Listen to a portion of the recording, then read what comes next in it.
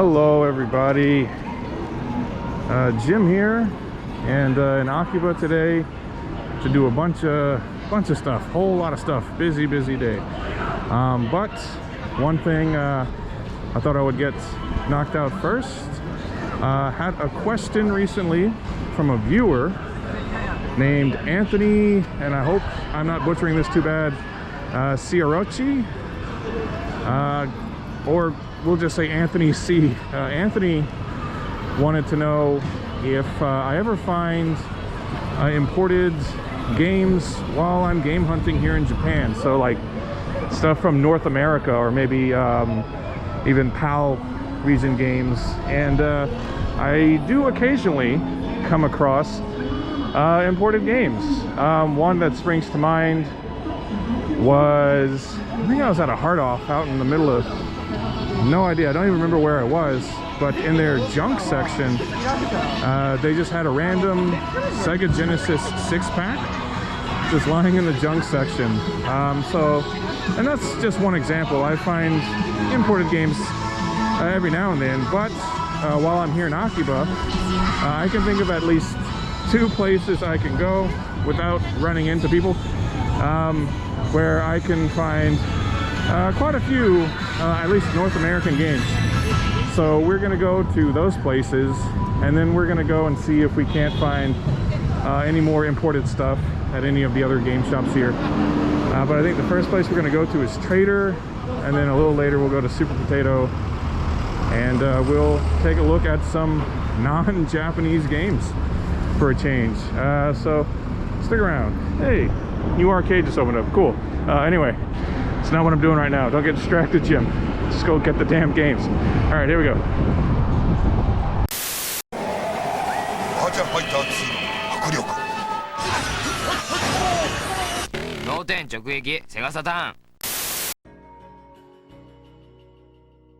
All right. Let's go hunt for some import games. Actual import games this time. Not those fake ones, because they're not really imports for me, they're imports for you. But we're going to get started at Trader, and they have quite a lot of stuff here. So we're looking at more recent stuff, and I say recent, like Xbox 360, but they also have Switch, things like that. But as you can see, they've got their ESRB on the front, everything's in English. So we got some American games, like Dead Space. Although that one's not American, I don't think that copy. Ghostbusters, though, is for sure. So this kind of cool because Xbox 360, they don't exactly fly off the shelves in Japan. So if there's something I want for one of those consoles, not always super easy to find it. Gladiator Sword of Vengeance, which, if I'm not mistaken, wasn't that game like super violent? Like that's what it was most known for, was all the dismemberments and stuff like that. Kind of cool, I guess. But you got Skyrim, you got Oblivion, great game, which I have not played in a very long time. Just playing tons of Skyrim. And other stuff here, PS3 and various other things, some Call of Duties, and then RPGs and stuff, which is kind of cool because I have played through a number of RPGs in Japanese, but nice to have, English, my mother tongue. Here, these have, I guess, like a PEGI rating on them, or whatever. So I think these are actually PAL. So if you want some PAL format games, Trader has some of those too. So that was Under Night in Birth. We have Resident Evil The Village, rated M for mature. So it's a mix of things. There's PAL, there's North American, all that stuff. Got some Xbox One games here again. It's good to have those imports because not a lot of Xbox stuff really gets released out here. And we have a little something here again. PAL, King of Fighters 15, which I still have yet to play. I don't know what's wrong with me. I'm a King of Fighters fan and all, but just haven't tried it yet. Got some North American Switch games like Bloodstained, stuff like that. That's pretty cool. And then coming around stuff that I'd be more interested in, a little bit more on the retro side. Some Game Boy Advance, Dreamcast. It's pretty cool. So some imported Dreamcast stuff. And what else we got here? We have Zany Golf. Okay. Would you like to play some zany golf? That's pretty cool, though. Captain America and the Avengers for the Sega Genesis, 21,800 yen. So it's like almost 200 bucks. So, I mean, that's fine. That's a nice enough game and all. I guess it was not released on Japanese Mega Drives, but yeah, I wouldn't be paying that. Phantom, 2049 for like 3,000 yen. So that's like 20 some odd bucks. And what do we have here? We have a little bit of pole position. Isn't that lovely? So this was what kind of surprised me, actually. I never really bothered to check these old imports and stuff. But finding stuff like this, Atari 2600 games, Vanguard. We're going to be seeing more of this stuff. We're going to be seeing Atari and Intellivision and all kinds of stuff like that. So it's pretty cool. Boxing, auto racing, space battle, and yeah, here we go. We've got some boxed Intellivision games. Snafu, that's pretty cool. This totally surprised me. I never look in these sections because I'm just not in the market for imported games. Astro Smash, again, pretty cool. So yeah, I never noticed in all the times I've come into Trader that they had Intellivision and Atari 2600 games. You want to play some backgammon? I do not even know how to play backgammon, so that game wouldn't be of much use for me. But as you can see, more stuff down here, more Atari 2600, all the various things. So that's cool. That genuinely surprised me, and it even says in English, pre-owned import video games. So they know who they're catering to. They're catering to us English-speaking types. We move on from Trader. Going over to that old standby Super Potato. Here we have a nice display case with a bunch of imports, starting with a copy of Galactic Attack for the Sega Saturn, which is cool. It's also known as Layer Section, a game I love a lot. But we got WrestleMania, or Wrestling Challenge, Silver Surfer, so we got some NES stuff, Game Boy Advance. We've even got some Dreamcast, PlayStation, Blade. If you want to play some Blade, there's only one way, because I guess Blade did not get a Japanese release for some reason. Maybe they're not so big on Wesley Snipes in Japan. I don't know. How could you not be, though? Wesley Snipes, right? He was like king of the 90s. We got some SNES, Operation Thunderbolt. Expensive game, though. A little bit of Atari Jaguar in there. Even some Game Boy and more SNES. Spike McFang. Can't go wrong with Spike McFang. Even though you could just buy the Super Famicom version, I guess, like, for less. Like, so, I don't know. I don't know what the market for, like, import game collecting is in Japan. Like, if Japanese gamers actually want these games. And then over here, this kind of tucked away in the corner, next to the Merch, the Wonder Swan, the Bandai Pladia games. Stuff I'm not typically interested in. More imports, like Spot for $21.78. So, for under 20 bucks, pick up this NES cart.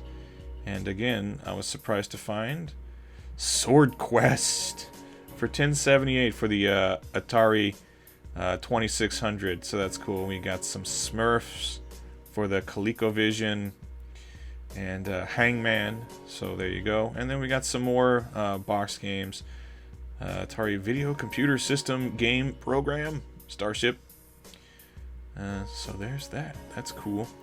So again, this is like a section of this shop that, like, I never, have come to, because I don't have much call to pick up, like, Wonder Swan or Bandai Pladia games. So I never noticed that they had these games here. Street Racer, a little bit of NBA Hang Time just there. So they have some sports games over here, other various things. So I'm actually discovering all of this for the first time. I'm like, holy crap, this is here? I almost left the store without even checking this aisle, because I thought it was just a bunch of t-shirts and stuff. But not so. It's not just t-shirts and keychains and Wonder Swan games. There's Madden! Madden 2000, in fact. Recently passed away. R.I.P. John Madden. Boom! Tough acting. Strider for the Master System. Pretty cool. So I think the one and only Master System I came across today. King of the Monsters for the Sega Genesis. And some Sega Sports, NHL, blah, blah, blah. I don't know. I've never played, like, any of the Sega Sports games, I guess. Cat Tracks for the Arcadia. whatever the hell the arcade is, but that has Japanese katakana on it. So, but Intellivision Soccer, Golf, and Space Battle. Did they have Space Battle at Trader? I don't know. But again, that's cool. Like boxed Intellivision games, and they're actually in pretty good shape. So for games that are like older than I am, I was kind of impressed by how good a shape they are. Retro 7 or something or other. It's marked as being new. And then this I thought was kind of fun. Just some random stuff. BMX Triple X. Keep it dirty, it says. So alright, a game I've never played. Was never particularly interested. Final Fantasy VII for some odd reason. Frogger 2. Now we're getting to the good stuff. Even though I believe that one is also PAL. Some SpongeBob. NASCAR racing. Factory Sealed. Alright, so somehow that made its way over here and just no one's bothered to buy it or open it. I don't think NASCAR is terribly popular in Japan. And then there's a copy of R4 for no apparent reason, because that's not an international copy, it's just a Japanese copy. The Sopranos, Road to Respect. I don't know anything about that game. Dragon Ball Z, Budokai 2, which I like a lot. I like the little board game story mode it has in there. That's pretty fun.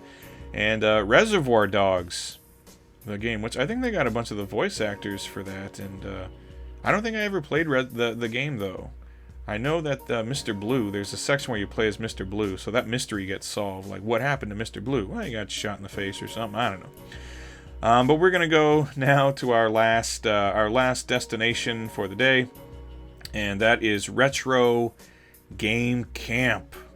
And this is a shop I typically avoid because it's pretty expensive, even when compared to the other places. But look what we have here. So we have an Atari Jaguar, which I'm guessing is the Japanese one. It's like $600, but the games they had for it were actually American games. So we have a Flip Out rated KA, and we have, if I can ever get it, what is it? Zoop.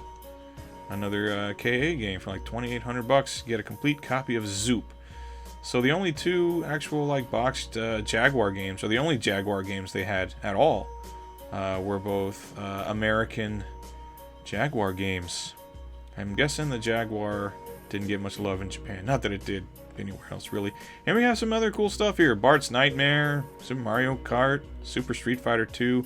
They just have, yeah, the North American versions of these games just lying around. And then there's a bunch of SNES games all stacked up back there, including X-Zone and, of course, Barbie, which is, you know, the most important. Even some North American controllers and SNES mouse.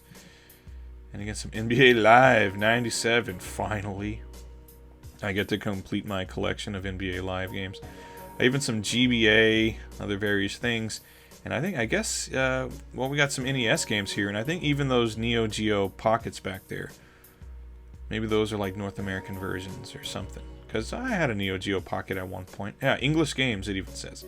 So PS2 and other various things, Game Gear. So yeah, interestingly enough, yeah, even some other box stuff down there. What is that? That looks like it could be like in television or something. I don't know. Not too familiar with those. But anyway, yeah, so lots of stuff. Lots of imported stuff, which is pretty cool. I wasn't expecting that. Again, I never actually look at any of this stuff, so it was surprising to me. So I appreciate getting that question, motivating me to get off my ass and make this damn video.